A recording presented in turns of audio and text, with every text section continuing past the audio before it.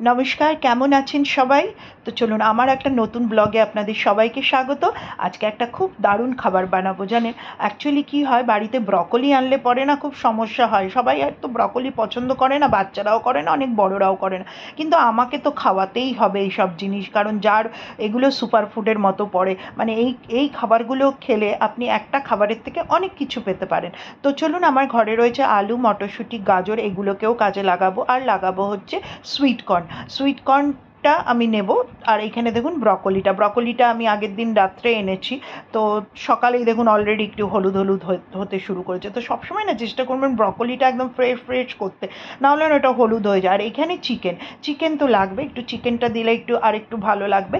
তো চিকেনটাকে আমি ম্যারিনেট করে রেখেছি লেবু আর গোলমরিচের গুঁড়ো আর অল্প নুন দিয়ে। লেবুটা দেওয়া এই কারণে, এক তো কুকড হবে, আরেকটা হচ্ছে স্মেলটা চলে যায় চিকেনের, কারণ এখানে কিন্তু আমি আদা রসুন মাখাইনি, জাস্ট ওই তিনটে জিনিস দিয়ে, মানে দুটো জিনিস দিয়ে আমি ওটাকে ম্যারিনেট করে রেখে দিয়েছি। আর এটা আমি নেব না, আমি নেব শুধু সুইট কর্ন, মানে পেঁয়াজ কলিটা আমি নেব না, আমি নেব সুইট কর্নটা। তো সুইট কর্নটা আমরা ইউজ করব। তো চলুন, আমি তাওয়ার মধ্যে খুব সামান্য তেল দিচ্ছি, চাইলে আপনারা বাটার ইউজ করতে পারেন, কারণ আমার বাটার খাওয়া বারণ এবং আমার হাজব্যান্ডেরও বারণ, সেই ক্ষেত্রে আমি বাটারটা ইউজ করিনি। এবার আপনারা বাচ্চাদের যখন করে দেবেন, ওদেরটা না বাটারেই করবেন, ভালো লাগবে। তো বাটারের ক্ষেত্রে বাটারটা আমি ইউজ করব না যে তা না, করব, খুব সামান্য করব, সেটা একদম শেষের দিকে করব। তো এই জন্য এটাকে আমি এবার চিকেনটাকে এই ক্ষেত্রে আমি বাটারটা আর কি ভাজার জন্য ইউজ করলাম না। তো চলুন, এবার চিকেনটাকে এরকম করে করে দিয়ে আমি ফ্রাই করব। ফ্রাই মানে আবার এত বেশি ফ্রাই করে ফেলবো না যাতে ওটা উপরটা স্টিফ হয়ে যায়। এই চিকেনটাকে ফ্রাই করতে হবে এমনভাবে যাতে জুসিও থাকে আবার কুকড হয়ে যায়, কারণ আমরা তো আর এটাকে জল দিয়ে ফোটাবো না। চাইলে আপনারা কিন্তু এটাকে বয়েলও করে নিতে পারেন। তো আমি যেহেতু খুব ছোটো ছোটো পিসেস করেছি আর প্রপারলি কুকড হয়েছিল, কোনো অসুবিধা হয়নি। আর এখানে আমার আলুটাকে আমি সেদ্ধ করে নিচ্ছি। তো আলুর মধ্যে আমি যখন প্রায় আলুটা আমার সেদ্ধ হয়ে গেছে, এবার তখন একটুখানি মটরশুঁটিটা দিয়ে দিলাম। এইটা একটু ফোটার পরে কিন্তু আমি ফ্লেমটাকে বন্ধ করে দেবো, বন্ধ করে বাকি আমি সবজিগুলোকে ইউজ করব। এখানে দেখুন ওলট পালট করে আমি কিন্তু চিকেনটাকে ভেজে নিচ্ছি। এইভাবেই আপনারাও ওলট পালট করে চিকেনটাকে ভেজে নেবেন। আর আমি তাওয়াতে করছি, আপনারা চাইলে কড়াইতে করতে পারেন। তাওয়াতে করলে কী হয়, সবগুলো না খুব ভালোভাবে মানে ফ্রাই হয় আর কি, যেহেতু আমরা এখানে বয়েল করার কোনো অপশান রাখছি না। তো চলুন, এবার আমি গাজরগুলো দেখুন ফ্লেমটাকে বন্ধ করে দিয়েছি, এবার আমি গাজরটাকে দিয়ে দিলাম। আর দিয়ে দিলাম হচ্ছে ব্রকলিটা। এইবার এটাকে ভালো করে জলে ডুবিয়ে দেবো, ডুবিয়ে দিয়ে আমরা এটাকে ঢাকা দিয়ে কিছুক্ষণ রেখে দেবো। তো চলুন, এবার এটাকে ভালো করে আমি ডুবিয়ে দিই, মানে ডুবিয়ে ঢাকা দিয়ে কিছুক্ষণের জন্য রেখে দেবো, বেশিক্ষণ না, মানে জাস্ট ব্লাঞ্চড হওয়ার জন্য। তারপরে আমরা ফ্রিজের মধ্যে আমি ঠান্ডা জল অলরেডি রেখে দিয়েছি। তো এটাকে স্ট্রেন করে ঠান্ডা জলে আমি ওটাকে ডুবিয়ে দেবো। তো চলুন, এই ঢাকা দিয়ে দিয়েছি, আর চিকেনও আমার অলমোস্ট রেডি। তো এবার আমার কাজ হচ্ছে, একটু আমি কিছু রসুনের কোয়া নেব আর একটু আদা নেব।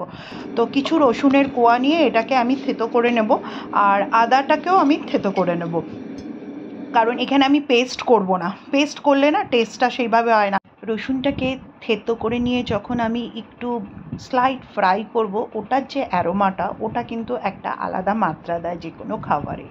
আর এইখানে দেখুন রসুনটাকে আমি থেতো করে নিয়েছি, আর খুব সামান্য আদা নিয়েছি। আপনারা চাইলে না আর আদাটাকে জুলিয়ান কাট করে দিতে পারেন। আমার জুলিয়ান কাট হতে খুব অসুবিধা হয় হাতের প্রবলেমের জন্য, তো আমি ওটাকে থেতো করে নিয়েছি। আর এইখানে দেখুন আমি ফ্রিজে একদম ঠান্ডা জল রেখে দিয়েছিলাম আগের থেকেই, তো চিল্ড হয়ে আছে একদম। ওই জলের মধ্যেই আমি এগুলোকে স্ট্রেন করব, শুধু আলুটা ছাড়া বাকি সব সবজিগুলোকে আমি ওই ঠান্ডা জলের মধ্যে দিয়ে দেবো। কারণ আলুটাকে দিয়ে আমার লাভ নেই ঠান্ডা জলে দেওয়ার, কারণ হচ্ছে যাতে সবজিগুলো ওভারকুকড, মানে গরমেও তো কিছুটা ওভারকুকড হয়ে যায়, তো সেটাও হবে না, আর কালারটা একদম ভালো থাকবে। তো চলুন, এগুলোকে সবজিগুলোকে দিয়ে আমি হাত দিয়ে চেপে চেপে একটু যাতে পুরো ডুবে যায় সেরকমভাবে করে দেবো, কারণ আমার জলটা আরেকটু বেশি হলে বোধহয় ভালো হতো, ঠান্ডা জলটা। তো যাই হোক, আপনারা যখন করবেন একটু বেশি করেই জল নেবেন, ডুবিয়ে একটু রেখে দিই ঠান্ডাটার মধ্যে। তো তারপরে আমরা বাকি প্রসেসটা করব। তা এইদিকে আমার চিকেনও ফ্রাই হয়ে গেছে আর তুলে নিয়েছি। আর চলুন, এবার তেলের মধ্যে অল্প আমি দিয়ে দিলাম, এটাও আপনারা যদি চান বাটারে করতে পারেন, কোনো অসুবিধা নেই।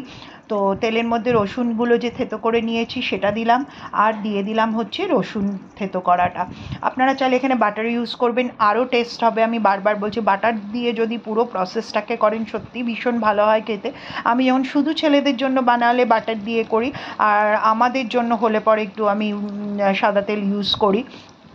তো এখানে একটু হালকা ভাজা ভাজা করব, করে এই যে আলুগুলোকে যে সিদ্ধ করেছিলাম ছাড়িয়ে এরকম কেটে নিয়েছি পিসেস করে, মানে ধরুন একটা আলুকে 2 হাফ করে সেই হাফ আলুটাকে আবার 3টে মতো টুকরো, যেরকম আলুর সাইজ, যাতে খুব বেশি মোটা আবার খুব বেশি পাতলা না হয় যে একদম ভেঙে গুঁড়িয়ে গেল, তো সেইভাবে কাটবেন আর কি।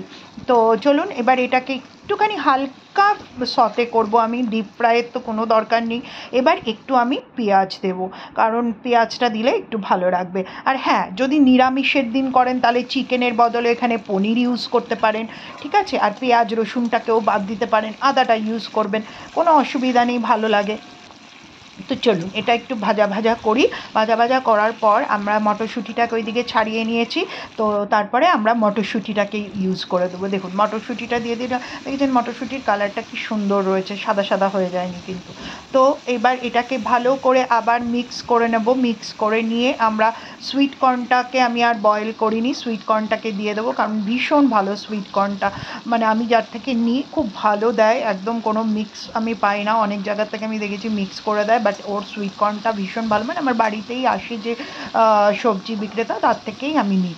তো চলুন এটাকেও আবার একটু হালকা নাড়াচাড়া করে এবার দিয়ে দেবো আমি হচ্ছে গাজর আর ব্রকলিটা দিয়ে, এটাকেও হালকা সতে করব। এইখানে আর কোনো ডিপ ফ্রাইয়ের কিচ্ছু ব্যাপার নেই, সব অলরেডি বয়েল। এবার জাস্ট সতে করা মানে মিক্স করা সব কিছু এর সাথে। এখানে কিন্তু আমি হালকা লবণ ইউজ করব, কারণ আমি লাস্টে যেই জিনিসটা দেব সেটাতে সল্টের পরিমাণ আছে। তো দেখুন এখানে আমি অল্প লবণ, আর আমি না একটা মানে চিলি ফ্লেক্স একটু দিয়েছিলাম, সেটা ভিডিও করতে ভুলে গেছি। লবণ আর চিলি ফ্লেক্সটা মিস হয়ে গেছে ভিডিও করা। তো তারপরে আমি সল্ট, চিলি ফ্লেক্স, আর আমি দিলাম হচ্ছে গোলমরিচ। আমার গোলমরিচটা কিন্তু বাড়িতে কোটা, তো মানে সেই জন্য দিলাম। এই যে এটা আমি দিলাম হচ্ছে পেরি পেরি মশলা। এই পেরি পেরি মশলাটা দিলে একটা ঝাল নোনতা এরকম একটা ব্যাপার হয়, তো সেই জন্য এই ক্ষেত্রে কিন্তু আমি লবণটাকে একদম সামান্য ইউজ করেছি। এই পেরি পেরি মশলাটা মিক্স করার পরে আমি দেখব কীরকম হচ্ছে, ঠিক আছে, সেই অনুযায়ী কিন্তু আমি মানে ইউজ করবো। আচ্ছা, আমি কিন্তু চিকেনটাও দিয়ে দিয়েছিলাম, চিকেনটা দেওয়ার পরেই কিন্তু আমি গোলমরিচের গুঁড়োটা দিয়েছি, দেখেছেন তো। অনেকগুলো ভিডিও আমার মিস হয়েছে, তো যাই হোক কিছু মনে করবেন না, আমি বলে দিলাম। সবজিগুলো দেওয়ার পর চিকেন যে ফ্রাই করা ছিল সেটা দিয়েছি, তার সাথে দিয়েছি লবণ, চিলি ফ্লেক্স, গোলমরিচের গুঁড়ো, আর হচ্ছে এইবার আমি দিয়ে দিলাম হচ্ছে পেরি পেরি মশলা। মশলা দেওয়ার পর একটা সাদা মতো যে জিনিস দিলাম ওটা দিলাম হচ্ছে বাটার। বলেছিলাম প্রথম দিকে আমি বাটার ইউজ করিনি, লাস্টে একটু বাটার দিয়েছি টেস্টের জন্য। আর যেহেতু ধনেপাতা এখন পাচ্ছি, তো একটু ধনেপাতাও দিলাম। এখানে আপনারা চাইলে পুদিনা দিতে পারেন, তবে পুদিনা দেওয়ার থেকে না ধনেপাতাটা দিলে ভালো লাগে, আর স্লাইট কসুরি মেথিও ইউজ করতে পারেন, দারুণ লাগে। আর এটা হচ্ছে আমার ঘরের মালাই, মানে দুধের যে শটটা জমে থাকে সেটাকে আমি ফেটিয়ে নিয়েছি, মালাই মানে ক্রিম হিসাবে আমি এখানে এটা ইউজ করব।